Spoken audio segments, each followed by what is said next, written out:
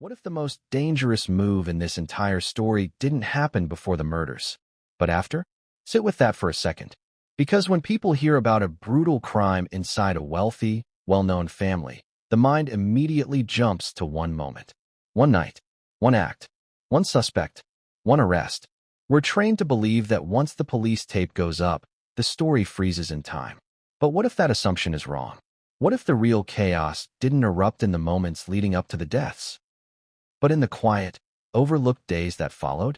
Before we continue, please hit the like button, subscribe to the channel, and turn on the notification bell for updates. Tonight's story doesn't begin with bloodshed. It begins with movement, with access, with timing, and with a question that refuses to go away.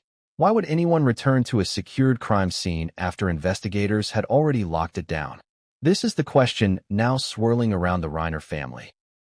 And according to claims attributed to Jake and Romy Reiner, it's the question that could change everything. Not because of what allegedly happened during the murders, but because of what may have happened afterward. Let's slow this down. 2 people are dead. A son has been arrested and charged. A family is shattered. And yet, that's not where the controversy ends. Because buried beneath the shock headlines, beneath the grief statements, beneath the public silence, is a quieter allegation. One that doesn't scream, but whispers. One that suggests that after law enforcement had already secured the estate, someone may have tried to interfere with what was left behind. If that sounds alarming, it should.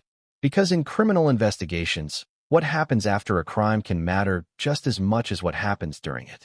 Sometimes more. Now, before we go any further, we need to be very clear about one thing. What you're about to hear involves allegations, reported claims, and questions raised by family members, not conclusions, not verdicts, and not proven facts. This is a developing narrative shaped by statements, timing discrepancies, and reported concerns. Nothing more, nothing less. But even allegations, when they involve evidence and access, deserve scrutiny. So let's start at the beginning. Or at least, what everyone thought was the beginning. On a Sunday in December, authorities responded to a shocking discovery at a multi-million-dollar estate in Brentwood. Inside the main residence, a married couple, both elderly, were found dead. Investigators later described the cause of death as multiple sharp force injuries, and the manner as homicide. Those words alone sent shockwaves through the public, not only because of the violence involved, but because of who they were, where they lived, and who was connected to that property. This was not a random address. Not a nameless household, not a family without history. This was a prominent, deeply connected family with public visibility, wealth, and decades of reputation behind them. And almost immediately, attention turned inward. The couple's adult son, who lived in a guest house on the property, was arrested that same night and charged with 2 counts of first-degree murder. The speed of that arrest stunned many people. Some saw it as decisive. Others saw it as alarming. But either way, the narrative quickly crystallized. Son arrested. Parents dead. Case closed, at least in the public imagination. Except real life doesn't work that cleanly.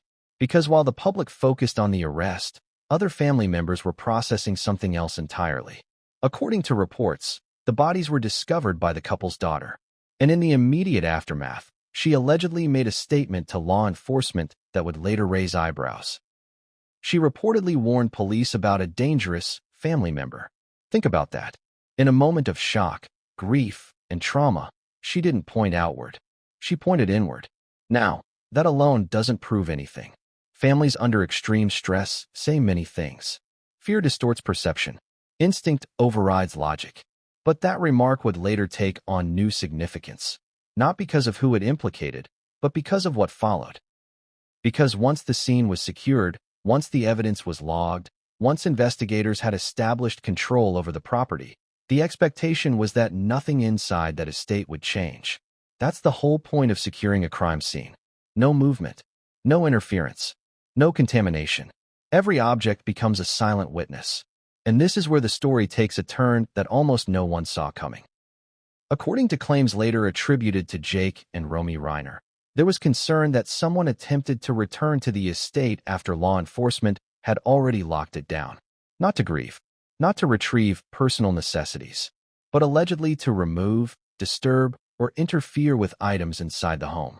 If true, that's not just suspicious. It's explosive, because evidence doesn't have to be dramatic to be critical. It doesn't have to be bloody. It doesn't have to be obvious. Sometimes it's a document, a device, a piece of clothing, a container, a small object that only matters once it's gone. And when something is missing from a crime scene, the absence itself becomes evidence. Here's the part that should make you pause. These concerns weren't raised by strangers. They weren't fueled by internet speculation. They were reportedly raised by immediate family members, people who knew the house, knew who had access, knew what belonged where. People who would notice if something didn't look right. So ask yourself this. If you were grieving the violent loss of your parents, would you risk public scrutiny by raising concerns about evidence interference unless you truly believed something was wrong? That's the question viewers keep coming back to. And it's why this story refuses to settle. Because while one narrative focuses on the night of the murders, another focuses on the days after. On doors that allegedly opened when they shouldn't have. On timestamps that don't align with expectations. On movements that reportedly raised red flags. And at the center of those concerns is a name that, until recently, wasn't part of the public conversation at all. Tracy Reiner. To be clear, no court has ruled on these allegations. No charges related to evidence interference have been announced, and no conclusions have been reached. But according to claims attributed to Jake and Romy, the concern is serious enough that they believe the damage, at least within the family, is irreversible. It's over. That's the phrase now circulating. And phrases like that don't come lightly. They don't come from misunderstandings. They don't come from simple disagreements. They come from a belief that something fundamental has been broken. Trust, loyalty, the line between grief and responsibility. And here's what makes this story even more unsettling. In many high-profile cases, families close ranks. They protect one another. They stay silent. They handle conflict behind closed doors. But in this case, the fracture appears to be happening in public view. Which raises another question. Why now? Why speak up at all? The answer, according to those close to the situation, may be fear, not of headlines, but of history repeating itself. Because once evidence is gone, it doesn't come back. Once a timeline is altered, it can never be restored. And once doubt enters an investigation, it spreads. This isn't about proving guilt. It's about protecting truth. And that distinction matters more than people realize. So tonight, we're not here to decide who is innocent or guilty. We're here to follow the trail of questions, to examine the moments that don't fit neatly into press releases, to explore why two siblings would allegedly risk tearing their own family apart by claiming that someone crossed a line after the crime scene was sealed, and to ask the question no one wants to ask out loud. What if the biggest mistake in this case wasn't made on the night of the murders, but in the silence that followed? Because according to what Jake and Romy would later claim, the most suspicious activity didn't happen under cover of darkness. It happened when everyone thought the danger had already passed. And what comes next may be the detail that changes how this entire story is understood. What if the moment that mattered most wasn't the one everyone was watching, but the one almost no one noticed? Because while the world was still trying to process the shock of what happened inside that Brentwood estate, something else was unfolding quietly in the background. Something subtle, something procedural, something that would later become impossible to ignore. This is the part of the story that doesn't involve sirens or headlines. It involves timing, it involves access, and it involves the fragile hours when a family is frozen between disbelief and reality. Let's go back, not to the arrest, not to the speculation, but to the night the family says everything stopped making sense. The night the house went silent. According to reports, the discovery was made on a Sunday. The kind of Sunday that usually feels slow, uneventful, predictable. But for this family, it became the dividing line between before and after.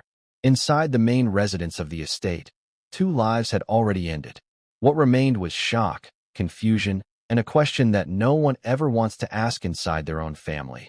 How did this happen here? Romy Reiner was the one who reportedly found the bodies. Just imagine that moment. The familiarity of the space. The weight of recognition. The instant understanding that something is terribly wrong before your brain can even catch up. There is no preparation for that. And in those first moments, people don't think like detectives.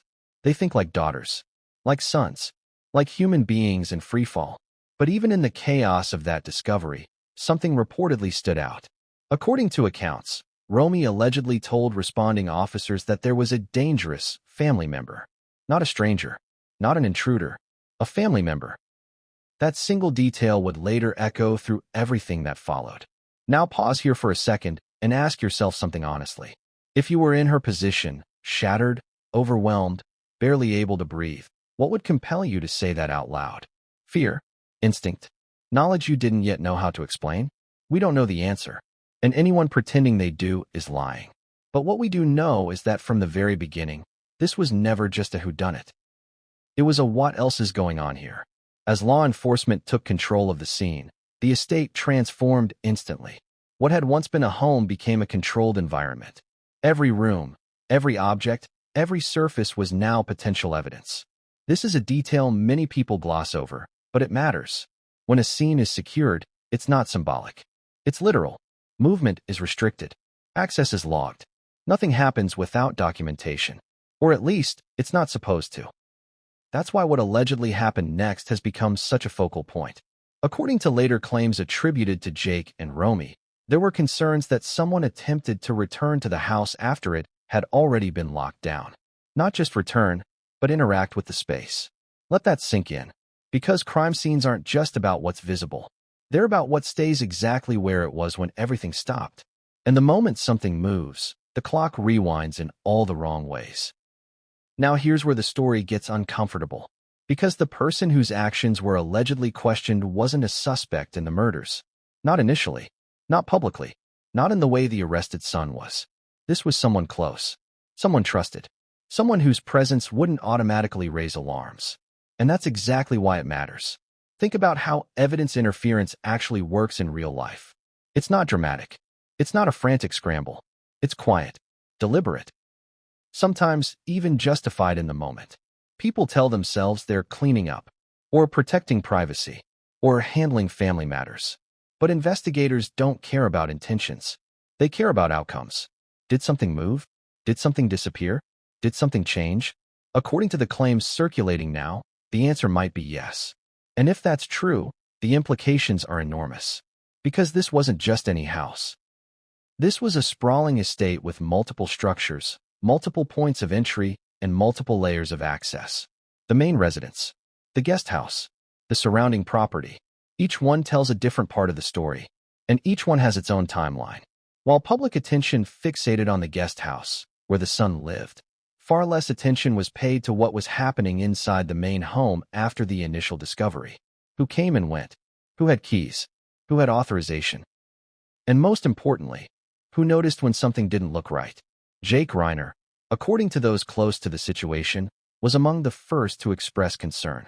Not publicly at first, not dramatically, but privately, quietly, persistently. The kind of concern that doesn't go away when you try to explain it off. And Romy, having already experienced the trauma of discovering her parents, allegedly began connecting dots that didn't sit well. It wasn't one thing. It was the accumulation. A door that shouldn't have been opened. A room that looked different. An item that wasn't where it was supposed to be. Small details. But small details are where cases live or die. Here's the contradiction that keeps resurfacing. If the scene was secured, how could anything change? And if something did change, how did it happen without someone noticing? This is where security logs and timestamps enter the conversation. Modern estates don't rely on memory. They rely on systems. Keycard access, security cameras, digital logs that quietly record everything. And while we don't have public access to those records, the mere allegation that such logs exist and may show activity after the lockdown is enough to raise serious questions. Because digital systems don't grieve. They don't forget. They don't reinterpret events through emotion. They simply record. And if those records show movement when there should have been none, the story shifts dramatically. Now, to be clear, none of this proves intent. It doesn't prove wrongdoing. And it certainly doesn't prove guilt.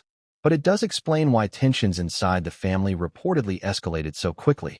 Because grief can unite people, but suspicion tears them apart. Imagine sitting across from someone at a table, knowing that you're both mourning the same loss, but believing that one of you may have crossed a line that can't be uncrossed. What do you say? What do you do? Do you stay silent to preserve the family name? Or do you speak up to preserve the integrity of the truth? According to Jake and Romy's reported stance, silence wasn't an option. And that's where the phrase, "it's over," comes into play. Those words don't describe anger. They describe finality. They describe the moment you realize that even if nothing illegal is ever proven, something moral has already been lost. Trust. And here's the part that makes this even more complicated. From the outside, people want villains and heroes. They want clean lines. They want someone to blame. But inside families like this, the reality is messier. There are decades of history, old resentments, unspoken loyalties, private knowledge the public will never see. Which means that when siblings accuse someone of interfering with evidence, it's not just a legal statement. It's a declaration of war. And wars don't start without reason. So ask yourself this. Why would Jake and Romy allegedly risk everything? Public scrutiny, family backlash, legal exposure. If they didn't believe something critical had been compromised, what did they see? What did they notice? What convinced them that this wasn't just grief talking? Those answers may still be unfolding. But one thing is already clear. This story was never just about the night of the murders. It's about what happened when the house should have been frozen in time, but allegedly wasn't. Because once you believe that evidence may have been touched, moved, or removed, you can never unsee that possibility. And from that moment on, every timeline becomes suspect. Every explanation feels incomplete. Every silence grows louder. And according to those close to the family, this was only the beginning. Because the next phase of this story doesn't focus on what was found. It focuses on what might be missing. And once that question enters the room, nothing stays contained. Not the investigation, not the family, and not the truth. What happens when grief turns into doubt, and doubt turns into suspicion? Because that's the moment this story crosses a line most families never come back from. Up until now, everything could still be explained away. Shock, trauma, confusion, the kind of emotional chaos that follows an unthinkable loss. But according to what Jake and Romy would later suggest, there came a point when explanations stopped working. And that point arrived with a single, chilling realization. Something didn't add up. Not emotionally, not procedurally, not logically. And once you see that, you can't unsee it.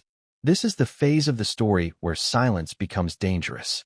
Because after the estate was secured, after investigators believed the environment was controlled, after the public narrative had already begun forming, questions started surfacing inside the family that didn't match what everyone else thought they knew. Let's talk about what it means to secure a crime scene for a moment.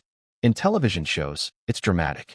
Yellow tape, flashing lights, officers guarding doors. But in reality, it's far more methodical and far more fragile. Securing a scene means freezing a moment in time. Every object becomes evidence. Every absence becomes suspicious. Every movement becomes a potential problem. Which is why, when Jake and Romy allegedly began comparing notes, what they noticed wasn't one big red flag. It was a pattern, a series of small inconsistencies that didn't scream, but whispered. And whispers are often the most dangerous sound in an investigation. According to claims attributed to them, the first unease came not from what was said, but from what wasn't. Certain details were glossed over. Certain timelines were unclear. Certain explanations felt rushed. At first, that's easy to dismiss. Families in shock don't communicate clearly. People misremember. Trauma scrambles sequence and perception. But then came the contradictions. One person said something happened earlier. Another said it happened later. One person recalled being present. Another insisted they weren't. Normally, these discrepancies fade with time. Here, they sharpened. Jake, according to people familiar with the situation, began asking quiet questions. The kind of questions you ask when you don't want to believe the answers. Who went back into the house? When? With whose permission? And most importantly, why? Because in a case like this, there is a clear dividing line. Before the scene is secured, confusion reigns. After it's secured, there are rules. And allegedly, someone crossed that line.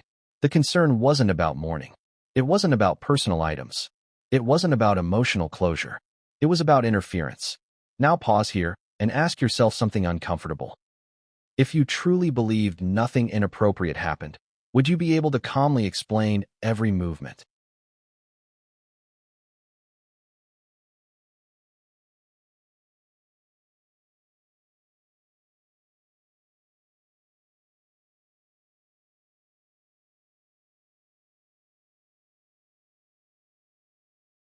removing an item from a room, cleaning a surface, relocating an object. Actions that feel harmless in isolation can have serious consequences in context. And according to what Jake and Romy allegedly feared, context was exactly what had been compromised. There were reportedly concerns about items being removed or altered before investigators had completed their work. Again, these are allegations, not conclusions. But even the suggestion of such actions changes everything. Because intent becomes secondary. In law enforcement, outcome is king. Was evidence altered? Yes or no? And if the answer is yes, the ripple effects are massive. Investigators are forced to question the integrity of the entire scene. Defense attorneys gain leverage. Public trust erodes. And families implode. This is the emotional heart of the conflict. Jake and Romy weren't just reacting to a single act. They were reacting to the possibility that the only thing that could bring clarity, might have been compromised. And that fear is corrosive. It eats away at compassion. It replaces grief with vigilance. It turns conversations into interrogations. Suddenly, every interaction feels loaded. Did they mean that? Why did they say it that way? What aren't they telling us? According to people close to the situation, this is when communication broke down entirely. Not in screaming matches. Not in dramatic confrontations. But in cold distance. Texts unanswered. Calls unreturned. Meetings avoided. The kind of breakdown that doesn't make headlines, but destroys families quietly. And then came the realization that this wasn't staying private. That investigators were asking their own questions. That logs might be reviewed. That witnesses might be interviewed. And once that process begins, there's no putting the toothpaste back in the tube. Which brings us to a critical contradiction. If nothing inappropriate happened, why did the situation escalate so quickly?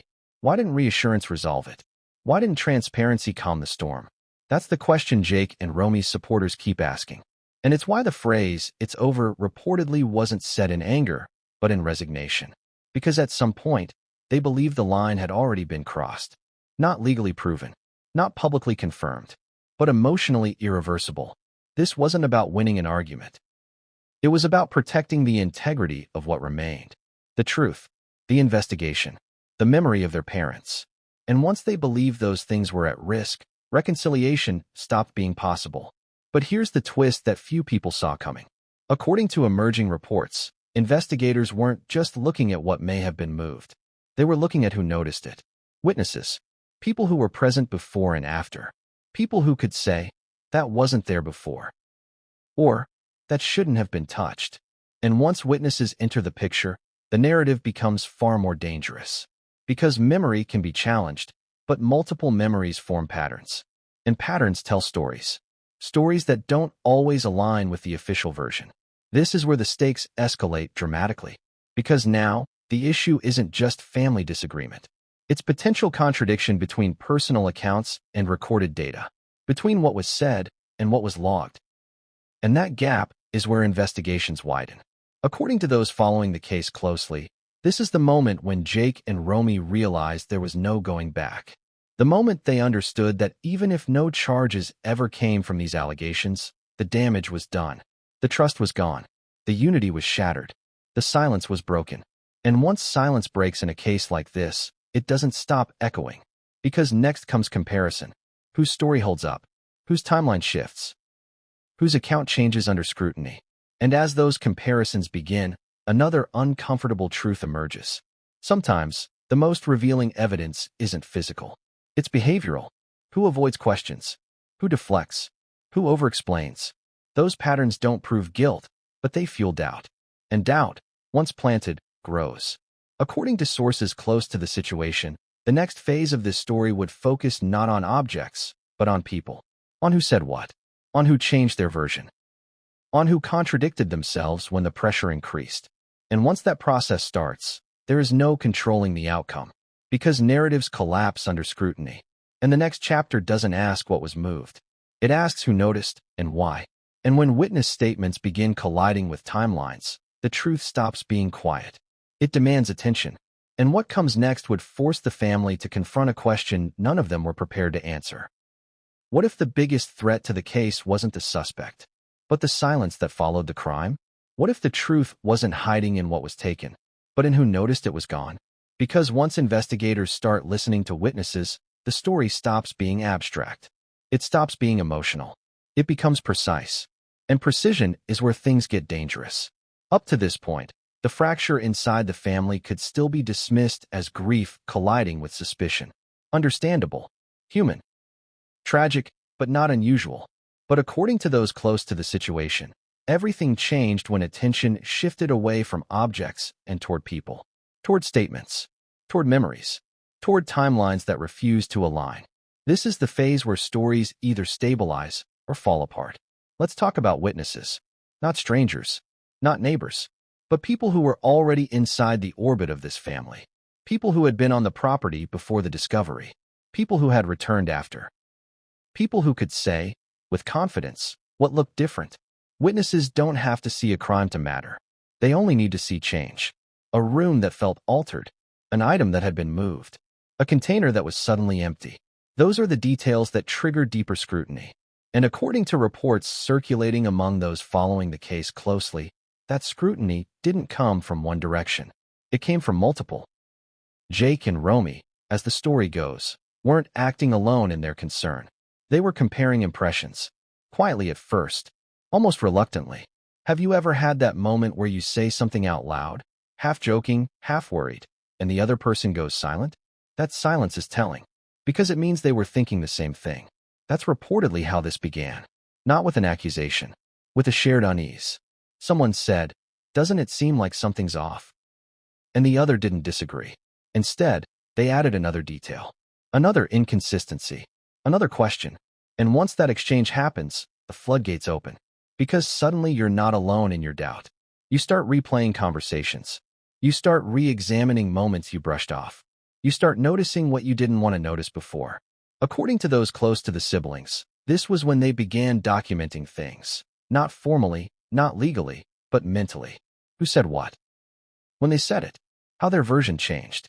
Because here's the thing about witness statements. They don't need to be lies to be revealing.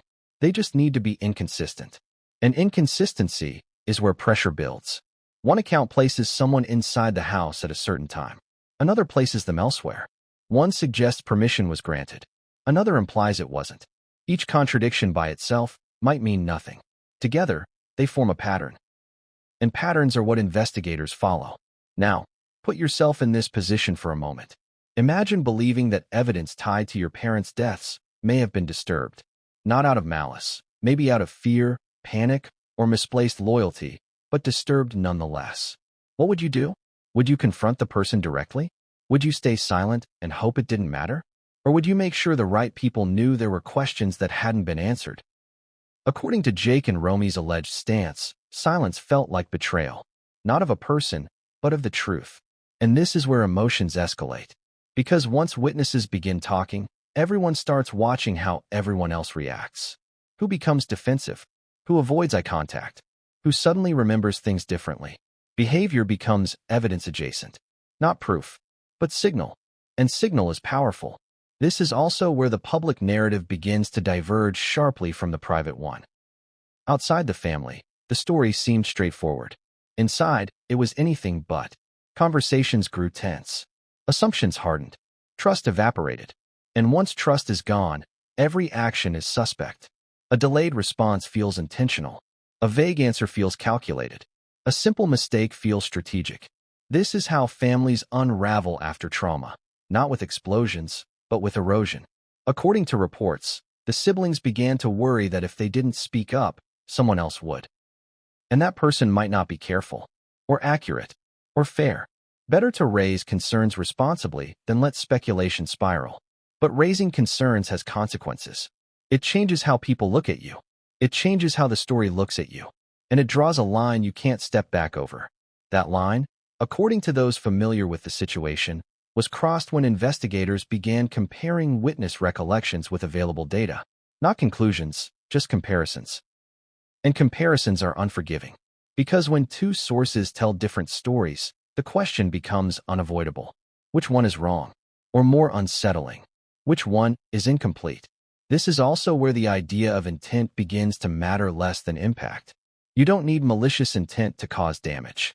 You only need to interfere at the wrong moment. And if witnesses believe that moment had passed, If they believed the scene had already been compromised, the emotional fallout was inevitable. That's when the phrase "destroy evidence" started circulating, not as a legal determination, but as an emotional shorthand, a way of expressing fear that something irreplaceable had been lost. Truth has a way of becoming symbolic in moments like this. Evidence isn't just evidence. It's justice. It's closure. It's the difference between certainty and doubt. And when people believe that's been tampered with, the reaction is visceral. According to sources close to the family, this belief hardened when witness statements began to overlap, multiple people noticing similar discrepancies, multiple accounts pointing to the same window of time, multiple impressions aligning in uncomfortable ways. Not enough to prove anything, but enough to terrify anyone who cared about the integrity of the investigation. This is the point where the siblings reportedly stopped hoping for reassurance. They started preparing for confrontation. Not a public one, a private one. Questions were asked directly. Clarifications were requested. Explanations were demanded. And this is where the emotional temperature spiked. Because when you're asked to explain your actions under suspicion, even innocence can feel like accusation. Voices rise. Defenses snap. Old wounds resurface. The conversation stops being about what happened and becomes about why you don't trust me. That shift is fatal to reconciliation. Because once the issue becomes trust, facts alone can't fix it. According to those familiar with the exchange, this was when communication fractured completely. Not all at once. In stages. A meeting that ended early. A call that wasn't returned. A message left unanswered. Each silence louder than the last. And with every unanswered question, certainty gave way to resolve. Resolve to protect the truth, even if it meant losing family. This is when Jake and Romy allegedly reached the conclusion that nothing could go back to normal. That even if investigators found no wrongdoing, the damage was already done. Because the belief that someone interfered, rightly or wrongly, had poisoned the well. And poison wells don't get cleaned. They get abandoned. But here's where the story takes another unexpected turn. Because while the family was imploding privately, something else was happening quietly. Investigators were expanding their scope.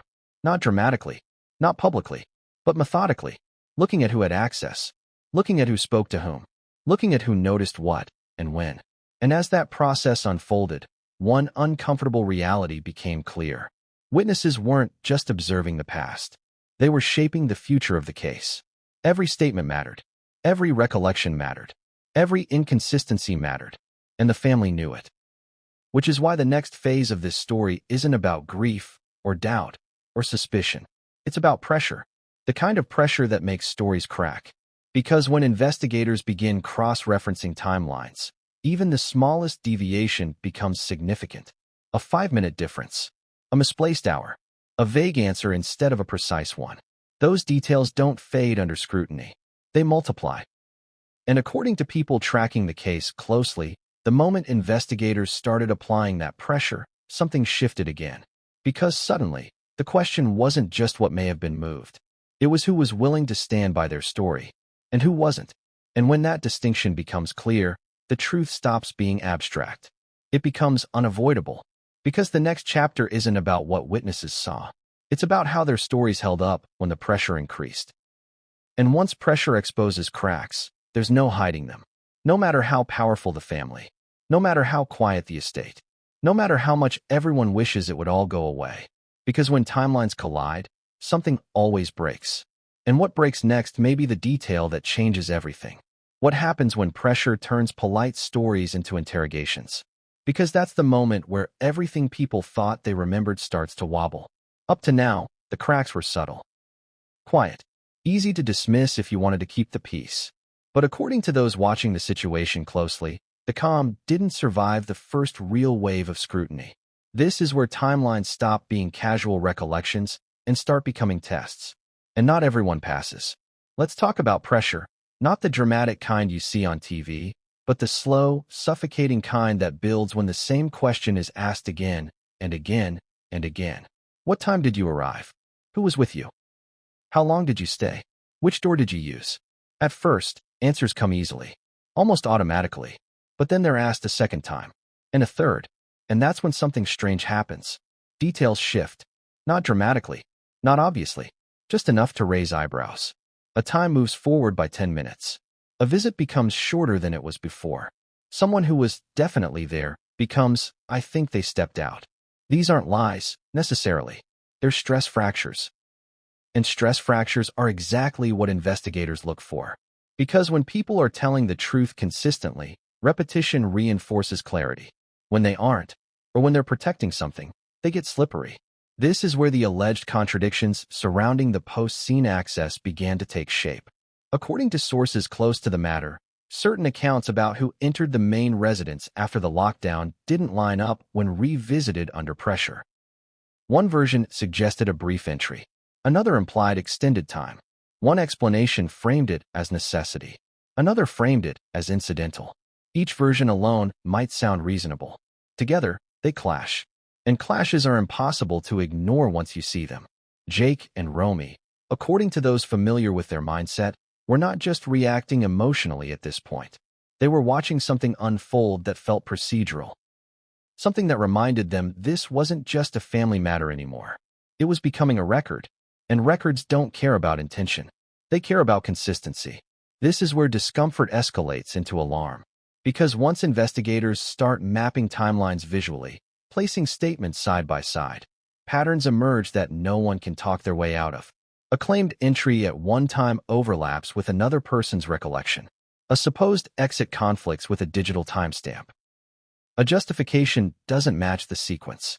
And suddenly, the conversation shifts from what happened to why doesn't this line up? That's a dangerous shift. Because once that happens, innocence doesn't rest on character anymore. It rests on data. And data is merciless. According to reports, this is when family members realized the issue wasn't going to disappear quietly. Questions weren't going away. Clarifications weren't enough.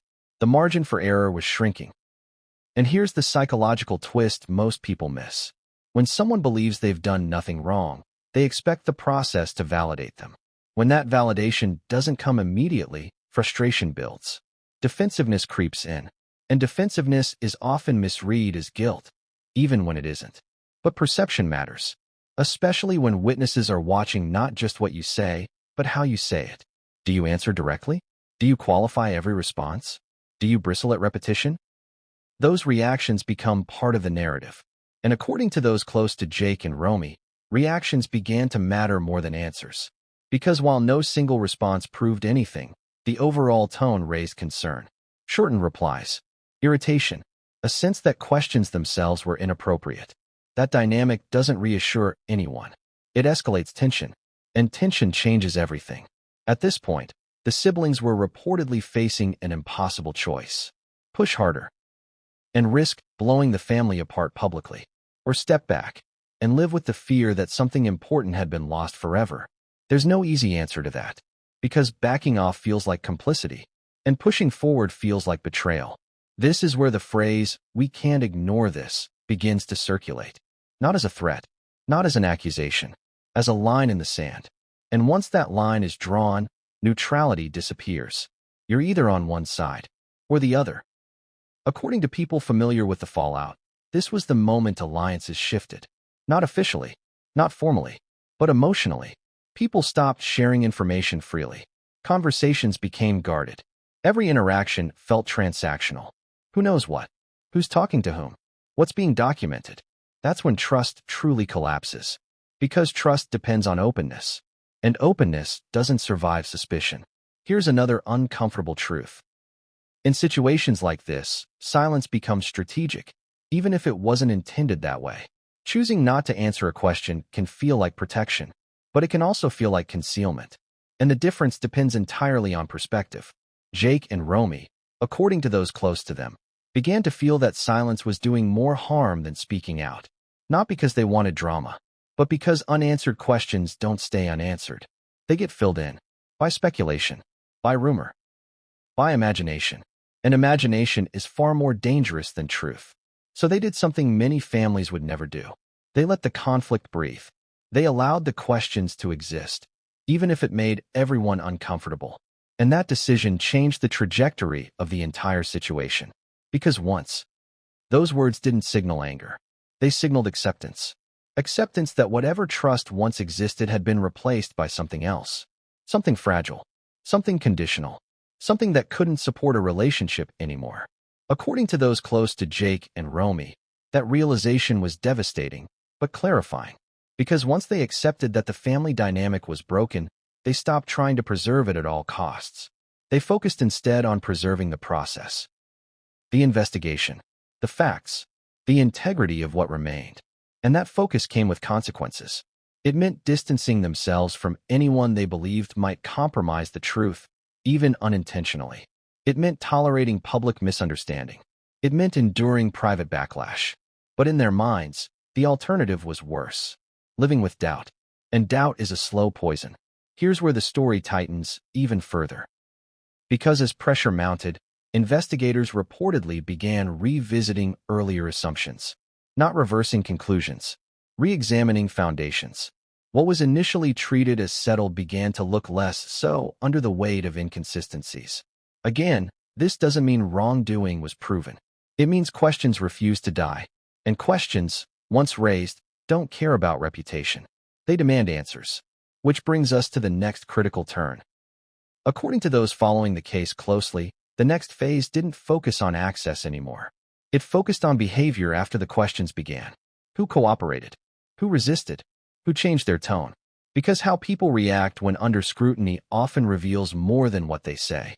And as those reactions were observed, something unsettling became clear. The story people told at the beginning was not the story they were telling now.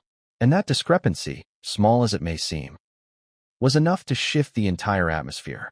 Because once stories evolve under pressure, the assumption of reliability evaporates. And reliability is the backbone of credibility. Without it, everything becomes questionable. Every detail, every explanation, every denial. And according to people close to the situation, this is when Jake and Romy understood something chilling. Even if the investigation never led where they feared it might, the truth was already under threat. Not from violence, from distortion. And distortion is just as dangerous. Because once a story fractures, it doesn't heal. It multiplies. And the next chapter doesn't ask what was moved or who entered the house. It asks something far more unsettling. What happens when the story you've been telling no longer survives scrutiny?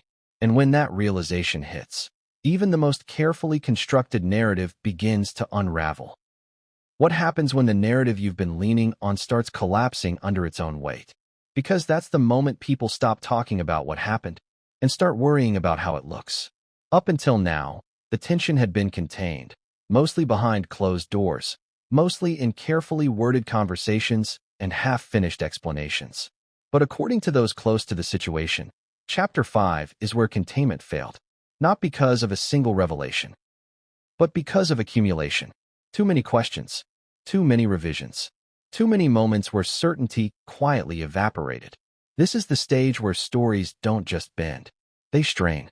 And once a story is strained, every attempt to reinforce it only draws more attention to the cracks. Let's talk about narrative control. In any high-profile case, there are two stories unfolding at the same time. The official one and the emotional one.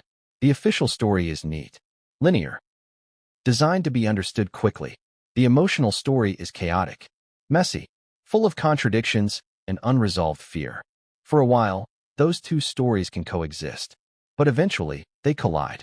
According to people following the case closely, that collision happened when the siblings realized something unsettling. The story being told publicly was no longer compatible with what they were seeing privately. And once you notice that mismatch, it becomes impossible to ignore. Think about how people respond when they feel their version of events is slipping out of alignment with reality. Some clarify, some double down, some retreat into vagueness, and some try to simplify everything, hoping fewer details will mean fewer problems.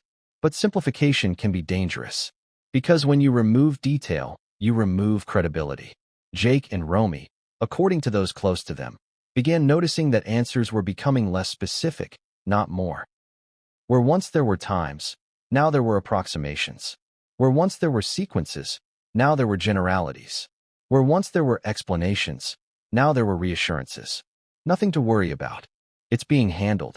You're overthinking this. Those phrases might sound calming on the surface, but to people already on edge, they sound like avoidance. And avoidance is gasoline in a situation like this. Because avoidance suggests fear, not necessarily of guilt, but of scrutiny. And scrutiny was exactly what the siblings believed the situation needed. Here's the uncomfortable truth most people don't want to admit.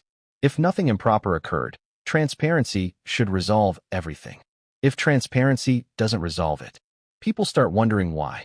That's the turning point. According to sources close to the family, this was when conversations stopped being about reassurance and started being about accountability. Who approved access? Who documented it? Who informed investigators? Those aren't emotional questions. They're procedural. And procedural questions don't go away just because feelings are hurt. This is also where internal contradictions began to surface more clearly. One person described a visit as unavoidable. Another described it as optional. One suggested urgency. Another suggested routine. Those aren't dramatic differences, but they matter, because urgency implies necessity. Routine implies choice. And choice opens the door to judgment. The siblings weren't asking these questions to provoke conflict. According to people close to them, they were asking because they were terrified of one thing: that the case would one day unravel in court. And everyone would ask why these questions weren't raised sooner. That fear changes how you behave. It makes you meticulous. It makes you cautious. It makes you relentless. And relentless questioning is rarely welcomed. This is where emotional fatigue sets in. Everyone is exhausted. Everyone is grieving. Everyone wants it to stop. But stopping doesn't fix uncertainty. It just buries it. And buried uncertainty has a habit of resurfacing at the worst possible moment. According to those familiar with the dynamics, this was when subtle pressure began to appear, not overt threats, not commands, but emotional leverage. Appeals to unity. Appeals to privacy. Appeals to loyalty. Do you really want this out there? Think about how this looks. Is this helping anyone? Those questions sound reasonable, but they also shift the focus away from facts and toward optics. And optics are the enemy of truth, because truth doesn't care how it looks. It cares how it holds up. Jake and Romy, according to people close to them, began to feel that the emphasis had shifted from understanding what happened to managing how it was perceived. And that distinction mattered a lot. Because once perception becomes the priority, facts become flexible.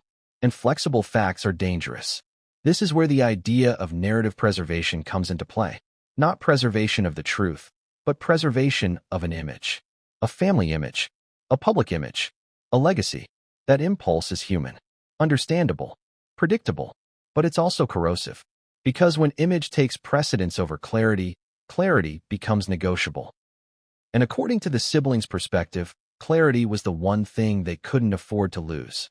This is also the moment when outside voices began creeping in. Friends, advisors, people offering guidance, sometimes unsolicited. Be careful. Say less. Let this pass. Those suggestions may come from concern, but they also reinforce the idea that silence is safer than truth. And once that idea takes hold, trust erodes completely. Jake and Romy, as the story goes, were confronted with a brutal realization. They were no longer having a disagreement. They were in a conflict of values. On one side, containment, discretion, image. On the other, exposure, clarity, risk. Those two paths do not converge. They diverge. And once they diverge, compromise becomes impossible. This is when the emotional language hardened. Not publicly, privately. Conversations that once ended with reassurance now ended with distance. Statements that once invited dialogue now shut it down. You're not listening. You don't understand. We can't do this. Each phrase another nail. This is also where the idea of intent began to feel irrelevant to the siblings.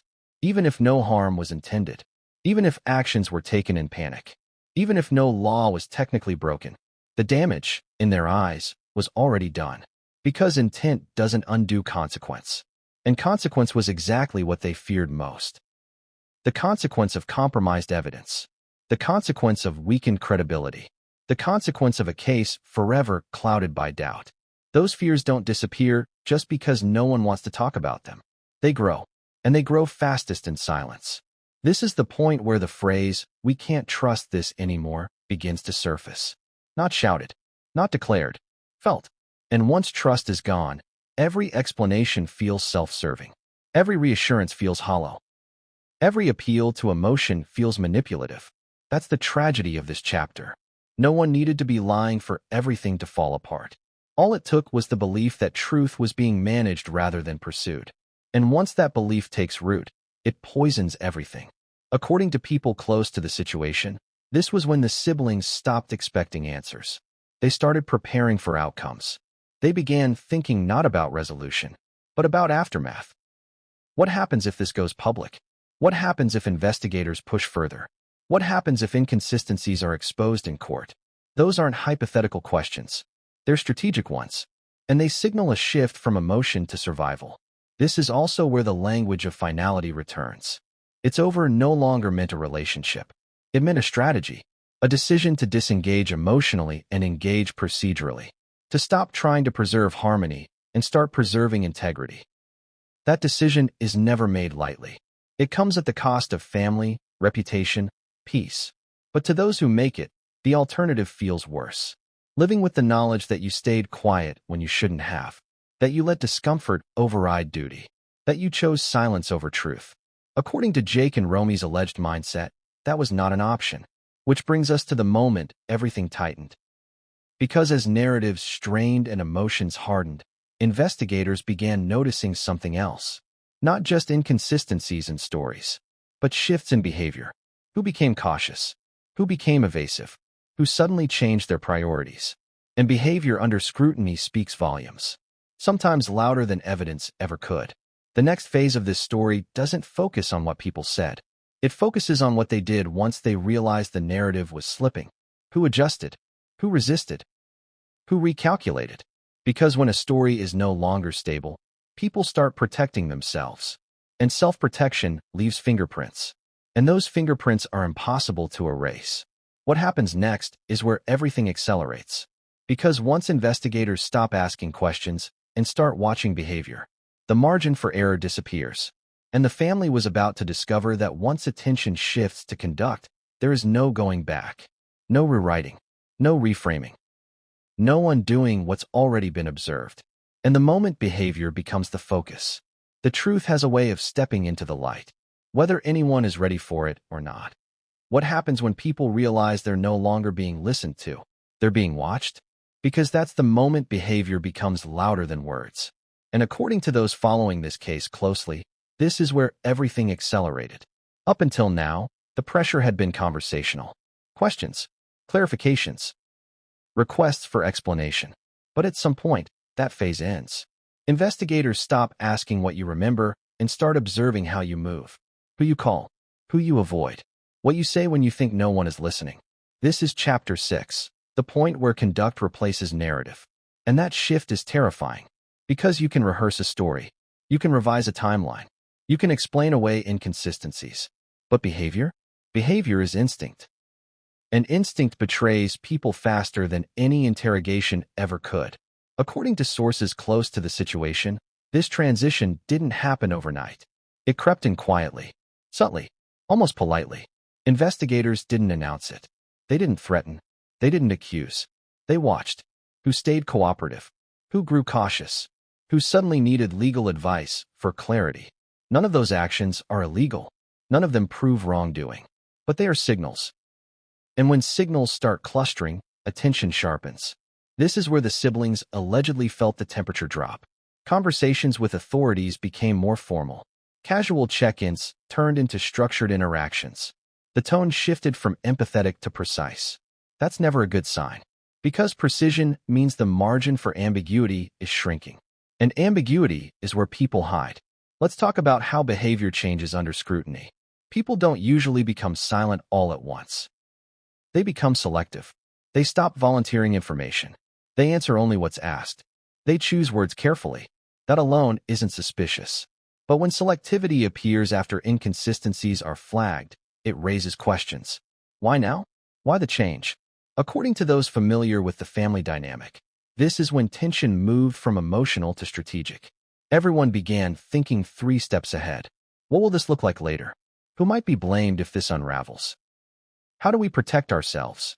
And here's where fear quietly takes over. Not fear of guilt, but fear of exposure. Because exposure doesn't care about intent.